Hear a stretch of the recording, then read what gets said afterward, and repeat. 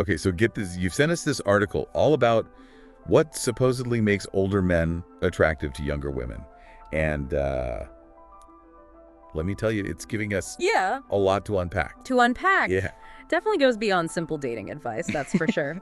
This article's wading into some deep waters about our perceptions of age and relationships. exactly. It's like the article is trying to hand older men a playbook. Yeah. But what's really fascinating is what this playbook tells us about how our society views maturity attraction and what we look for in a partner. So instead of taking this article at face value, we're going to use it as a lens to examine some bigger questions. Right. Are these supposed secrets to attraction actually universal truths, or are they just playing into existing stereotypes? Let's find out. The article jumps right in with this idea of maturity magnetism, arguing that younger women find older men attractive because they see them as well more mature. And they contrast this with the assumption that younger men are emotionally unstable. But is that really all there is to it? Is maturity really just tied to age, or could there be something else going on here? That's a great question. And the article tries to answer it by listing specific traits that define this attractive maturity. Things like decisiveness, wisdom, self-assurance, being a good communicator, basically having your life together. Right, like knowing who you are and where you're going. But here's where it gets interesting. From an evolutionary psychology standpoint, those traits might have been associated with older men simply because they had more time to accumulate resources and experience. So maybe this perception of maturity being tied to age is actually a holdover from our evolutionary past. That's a fascinating point. So it might not be about age itself, but rather what we associate with age in terms of stability and capability. Exactly, and that brings up another point. The article makes this idea that women don't want to feel like they're dating a project. They want someone who's already done the work on themselves, someone who has a strong sense of self. Because it's not just about avoiding immaturity, it's about actively seeking out a partner who has cultivated certain qualities. Right, and that makes sense when you think about it. Who wants to feel like they're constantly teaching or guiding their partner? There's a desire for someone who brings their own fully formed self to the relationship. It's like they're saying, look, I already figured out who I am and what I want. Now let's build something together as equals. Which goes hand in hand with another point. The article stresses effective communication. They praise older men for being able to clearly express their feelings and needs, while implying that younger men struggle with this. Yeah, they make it sound like good communication is this magical skill that you unlock once you hit a certain age. But is that really the case? Or is it more about the fact that as we get older, we have more opportunities to practice and refine those skills? That's a great point. The article mentions older men being good at setting boundaries, which is a crucial communication skill. But is it an age thing? Or could it be that older men are simply more comfortable asserting themselves and advocating for their needs? Maybe it's about having more experience with different kinds of relationships and learning what works and what doesn't. After all, no one's born a perfect communicator. Exactly. It's a skill that develops over time through trial and error, through learning to understand yourself and others better. And that learning process can involve some bumps along the way, regardless of your age. Absolutely. Now, speaking of learning and experience, the article brings up another interesting point about how older men approach dating. They supposedly plan more meaningful dates, putting more thought and effort into creating a special experience. They seem to be contrasting this with the idea that younger men are all about casual hangouts or last-minute plans. Is this really a generational thing, or are they just playing into stereotypes again? It's probably a mix of both. But what I find interesting is how the article links this thoughtfulness to maturity. It's like they're saying, see, older men are more considerate and intentional because they're more mature. They give examples like making reservations, planning getaways, taking the woman's interest into account. It's all about demonstrating that you value her time and company. But isn't that something we should all strive for in any relationship, regardless of age? To be present, attentive, and genuinely interested in the other person. Absolutely. It's about making your partner feel seen and appreciated. And it's not necessarily about grand gestures or expensive outings. It's about those small acts of thoughtfulness that show you care. Exactly. Like remembering a favorite restaurant or planning an activity, they'll enjoy. Those little details can make a big difference. They show you're paying attention and that you're willing to put in the effort, which, now that I think about it, ties back to the article's emphasis on communication. Right. It's all connected. Being a good communicator means being able to express your affection and appreciation, not just through words, but through actions as well. And that can come in many forms, from planning a thoughtful date to simply being a good listener. Okay, so we've talked about maturity, communication, and thoughtfulness. And next, we're going to dive into another quality. The article links to older men confidence. But not just any kind of confidence. They describe it as a more grounded, self-assured presence. It's interesting because they seem to be suggesting that this type of confidence comes with age and experience. But is that really the case? Can't younger men be just as confident, if not more so in some cases? Of course. But it's worth considering why this perception exists. Maybe it's because as we get older, we tend to have a better understanding of who we are and what we bring to the table. We've had more time to figure out our strengths, our weaknesses, and what truly matters to us. So maybe that translates into a more authentic and unshakable confidence. Possibly. The article also links confidence to style, suggesting that older men have moved beyond trends to embrace what truly suits them. It's like they've developed a more refined sense of self-expression, not just in terms of clothing, but in all aspects of their lives. And that can be incredibly attractive regardless of age. Absolutely. It's about owning who you are and not being afraid to let your true self shine through. Which reminds me of another point. The article makes this idea that older men are perceived as more relationship ready, while younger men are seen as avoiding commitment. Ah, yes, the classic stereotype. But I think we can all agree that readiness for a relationship is a deeply personal thing and has very little to do with age. Exactly. I've known people in their 20s who are ready to settle down, and people in their 40s who are still figuring things out. It all comes down to individual journeys and where we are in life. Right. It's about being honest with yourself and your potential partners about what you're truly looking for in a relationship. Transparency and open communication are key. Absolutely. Okay, so we've covered a lot of ground here. We've talked about maturity communication, thoughtfulness, confidence, and relationship readiness. And we've challenged some of the assumptions the article makes about these qualities being exclusive to older men. Exactly. It's not about pitting one generation against another. It's about recognizing that these are valuable traits anyone can develop and cultivate regardless of age. Right. And that brings us to the last point I want to touch on from the article, approachability. They suggest that older men need to be mindful of how they come across to younger women who might assume they're not interested. It's like they're acknowledging that there can be a perceived barrier based purely on age. And they encourage older men to send signals of approachability, such as a genuine smile, relaxed posture, and open body language. But isn't that good advice for everyone, regardless of who they're trying to connect with? Being approachable can help us break down those initial barriers and make it easier to build rapport. Absolutely. It's about creating a welcoming and inviting energy that encourages interaction. Right. And it's not just about romantic connections. Being approachable can help us in all aspects of our lives, from making new friends to networking professionally. It's about putting yourself out there and letting people know that you're open to connecting. Exactly. And that's something we can all work on, regardless of age or experience. All right, we've covered a lot of ground in this first part of our deep dive. We've explored the article's claims about what makes older men attractive to younger women. But more importantly, we've started to unpack the deeper meaning behind those claims. We've challenged assumptions, connected ideas, and hopefully sparked some new thoughts and perspectives for you. We've talked about maturity communication, thoughtfulness, confidence, relationship readiness, and approachability. And we've emphasized that these qualities aren't tied to any particular age group. They're valuable assets anyone can develop and benefit from, regardless of who they are or who they're hoping to connect with. Now, before we dive into the second part of this deep dive, I want you to take a moment to reflect on everything we've discussed so far. What stood out to you as particularly interesting or insightful? And what questions has this exploration raised for you?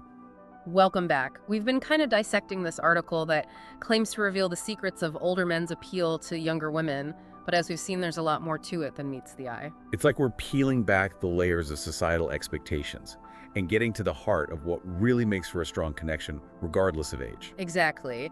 And as we continue our deep dive, I think it's important to remember that this article, while interesting, is coming from a specific perspective. It's geared towards older men seeking to attract younger women, so it's not meant to be a universal relationship guide. Right, it's important to keep that context in mind. We're not trying to endorse any particular dating strategy or generalize about entire generations. Instead, we're using this article as a springboard to explore some broader questions about attraction maturity and what makes for fulfilling relationships. Exactly, and I think one of the most valuable takeaways so far is that the qualities the article highlights, things like maturity, effective communication, and confidence, those aren't limited to any particular age group. Absolutely. These are qualities that can benefit anyone regardless of their age or relationship status. So let's shift gears a bit and focus on what we can all learn from this article, regardless of who we are or who we're hoping to connect with. Sounds good to me. One of the things the article really emphasizes is the importance of self-awareness and personal growth. It suggests that maturity isn't something that automatically happens when you hit a certain age, but rather it's an ongoing process of learning, evolving, and becoming more comfortable with who you are. And that journey of self-discovery can be incredibly rewarding. It's about recognizing that we all have areas where we can grow and improve, and then actively taking steps to do so. Right. It's not about trying to become someone else or fit into a mold. It's about becoming the best version of ourselves. And that can involve challenging our own assumptions, stepping outside of our comfort zones, and being open to new experiences. It's about embracing the fact that we're all works in progress, and that's okay. In fact, I think that's what makes life so interesting. We're constantly evolving, learning, and growing. Absolutely. Now, another big takeaway for me is the importance of communication. The article talks about how older men are supposedly better at expressing themselves, clearly setting boundaries and really listening to their partners. And while we've already discussed how communication skills can develop over time with practice and experience, I think it's worth emphasizing just how crucial effective communication is in any relationship. It's the foundation of trust, intimacy, and understanding. Exactly. Without clear communication, it's easy for misunderstandings to arise, for resentment to build, and for conflicts to escalate. So whether you're 20 or 60, it's worth investing in those communication skills. And that means learning to express yourself authentically, listening actively to what the other person is saying, and being willing to have those tough conversations when they're necessary. It's about creating a space where both people feel safe to share their thoughts and feelings without fear of judgment or rejection.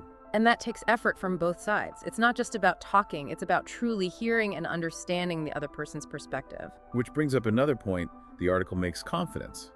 They link older men with a more grounded, self-assured presence, implying that this comes with age and experience. But as we've discussed, confidence isn't limited to any particular age group. It's something we can all cultivate through self-awareness, effort, and a willingness to challenge ourselves. Right. It's about knowing your worth, embracing your strengths, and not being afraid to let your true self shine through. And that kind of confidence can be incredibly attractive, not just in romantic relationships, but in all areas of life. Absolutely. It can help you navigate challenges more effectively, pursue your goals with more determination, and build stronger connections with the people around you. So how do we cultivate this genuine, unshakable confidence? I think it starts with self-reflection. Take some time to get to know yourself better. What are your values? What are your passions? What are your unique talents and abilities? It's about identifying those core aspects of who you are and embracing them fully. And then it's about taking action. Set goals that align with your values and passions, and then put in the effort to achieve them. That's where the real confidence building happens. It's in those moments of effort, perseverance, and accomplishment. It's about proving to yourself that you're capable of overcoming obstacles and achieving what you set your mind to. And the more you challenge yourself and step outside of your comfort zone, the more you'll realize just how much potential you have. It's like building a muscle. The more you use it, the stronger it gets. Exactly. And as your confidence grows, you'll find yourself naturally attracting people and opportunities that align with your authentic self. So we've talked about self-awareness, communication, and confidence. Are there any other gems of wisdom we can extract from this article and apply to our own lives? What stood out to you as particularly insightful? You know what I find most compelling is this idea that we're all works in progress. Regardless of our age, we all have room for growth and improvement. I love that perspective. It's Yeah. about embracing the journey of personal development and recognizing that it's a lifelong endeavor. And it's about celebrating our progress along the way, acknowledging how far we've come and embracing the challenges that lie ahead. This is making me think about the importance of self-compassion. We're often so hard on ourselves, focusing on our flaws and shortcomings. But what if we approached ourselves with the same kindness and understanding that we offer to others? That's such a powerful reframing. Self-compassion is essential. It allows us to acknowledge our imperfections without beating ourselves up. It gives us the space to learn and grow without judgment. It's about treating ourselves with the same care and respect that we deserve. Exactly. And when we approach ourselves with that level of kindness, it makes it easier to embrace challenges, to learn from our mistakes, and to keep moving forward on our journey of personal growth. This has been such a rich conversation. We've gone from analyzing an article about dating to exploring the deeper themes of self-awareness, communication, confidence, and self-compassion. I feel like we've unearthed some real gems of wisdom here. I agree. It's amazing how a seemingly simple topic can lead to such profound insights. It's all about digging beneath the surface and looking for those hidden layers of meaning. And that's what we love to do here on The Deep Dive. Now let's move on to the final part of our deep dive, where we'll wrap up this insightful exploration. Welcome back to the final part of our deep dive. We've been exploring this article about what supposedly makes older men attractive to younger women, but as we've discovered, the conversation goes way beyond simple dating advice. It's really about understanding the deeper dynamics of attraction maturity and what makes for fulfilling connections in all areas of life. Exactly. And one of the most striking things for me has been how the qualities the article highlights, things like maturity, effective communication, confidence, those are valuable assets no matter who you are or what kind of relationships you're seeking. It's not about age or romantic strategies. It's about being the best version of ourselves in all our interactions, whether it's with friends, family, colleagues, or even strangers we encounter. Right. Those qualities can help us navigate challenges, build stronger bonds, and ultimately live more meaningful lives. And it all starts with taking ownership of our personal growth, recognizing that we have the power to shape who we are and how we show up in the world. I love that. It's so empowering to realize that we're not stuck with whatever traits or habits we developed. We can actively work on ourselves, learn new skills, and cultivate the qualities we admire in others. Precisely. And the beauty of personal growth is that it's a continuous journey.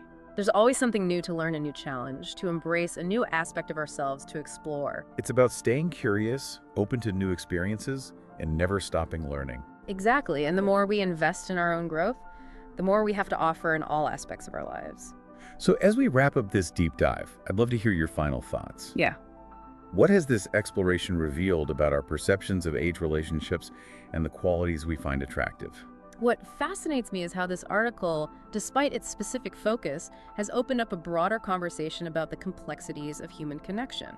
We've talked about maturity, communication, confidence, all vital ingredients for healthy relationships, regardless of age or romantic involvement. And we've challenged some assumptions, reminding ourselves that these qualities aren't exclusive to any particular age group or gender. Exactly. It's about recognizing the diversity of human experience and celebrating the unique strengths each person brings to the table. I think this deep dive has been a powerful reminder that we're all works in progress, and that's something to be excited about.